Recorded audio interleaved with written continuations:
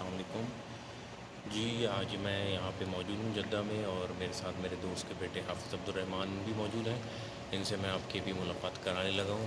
یہ ماشاءاللہ مجھے میری زندگی میں پہلی مرتبہ کوئی مجھے حافظ بچہ ملا ہے جس نے قرآن کریم کو سمجھ کر حفظ کیا ہے۔ یہی وجہ ہے کہ اس کی جو تھنکنگ ہے وہ کریٹیکل تھنکنگ ہے، یعنی اس نے قرآن کریم کی آیات پہ غور کیا۔ ابھی اس نے مجھ سے ایک آیت پہ بات کی، کانسیپٹ پہ۔ میں ابھی عبدالرحمن سے خود درخواست کروں گا کہ آپ کے سامنے وہ خود بات کریں کہ ان کا کیا پوائنٹ آف ویو ہے، قرآن سے ایکسٹریکٹ کیا انہوں نے۔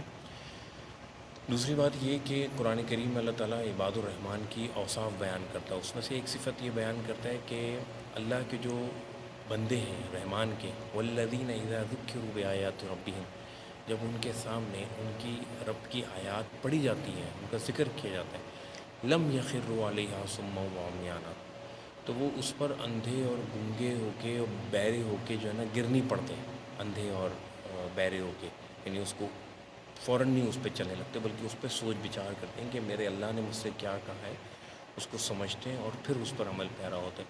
تو مجھے اس آیت کی بہترین ایک عملی تفسیر جو ہے نا وہ عبدالرحمن میں نظر آئی۔ ماشاءاللہ ابھی یہ 14 سال کے ہیں اور ان کی مختلف موضوعات پہ ریسرچز ہیں، تو ایک جو موضوع ہے اس پر یہ ابھی آپ کے سامنے خود بات کریں گے۔ جی عبدالرحمن۔ السلام علیکم۔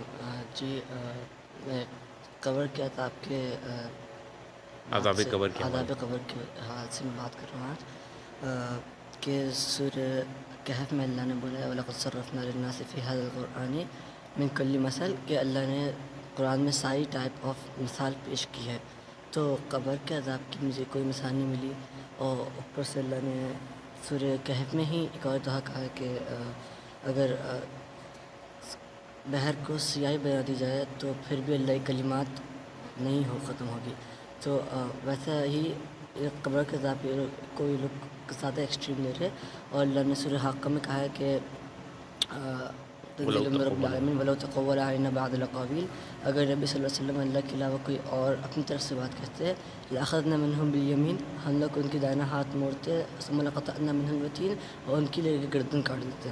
تو نبی صلی اللہ علیہ وسلم کی جو حدیثیں آ رہی ہے وہ ایگزیکٹلی ویسی حدیث، وہ حدیث صحیح نہیں ہے، وہ نبی صلی اللہ علیہ وسلم کی حدیث نہیں ہے وہ، تو اس کو کنفرم کیا جاتا ہے، اس کو ٹیلی کیا جاتا ہے قرآن سے۔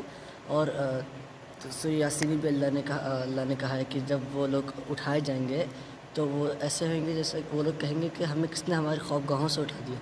تو اگر ان کو عذاب ہو رہا ہوتا، کافر کی بات تھی وہ، اگر ان کو عذاب ہو رہا تو ان کو بولنا چاہیے تھا کہ ہمیں کس نے ہمارے عذاب سے اٹھا دیا، انہوں نے بولا ہمارے خوابگاہوں سے کس نے اٹھا دیا۔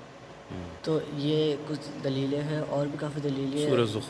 سورہ غافر کی بات ہے۔ جی سورہ غافر کی بات، سورہ غافر میں نے بولا النار یعرضون علیہا غدوا وعشیا، فرعون کی بات تھی کہ ان کو آگ صبح اور شام دکھائی جاتی ہے، ایکسپوز کی جاتی ہے۔ آپ سوچ رہے فرعون کتنا گندے تھے، ان کو بھی اللہ نے صرف آگ ایکسپوز کی گئی ہے۔ ہم لوگ ویسے اتنے گندے نہیں ہیں لیکن گندے ہیں، لیکن ہمیں ان کو عذاب نہیں ملتا تو ہمیں نہیں مل سکتا۔ اللہ نے بولا وَيَوْمَ تَقُومُ السَّاعَةُ، اور جب ٹائم آئے گا تو ان کو عذاب ملے گا۔ تو جب ان کو بھی عذاب نہیں ملتا تو ہمیں کیسے مل سکتا ہے، قبر کا عذاب کیسے مل سکتا ہے؟ بہت شکریہ، تھینک یو ویری مچ۔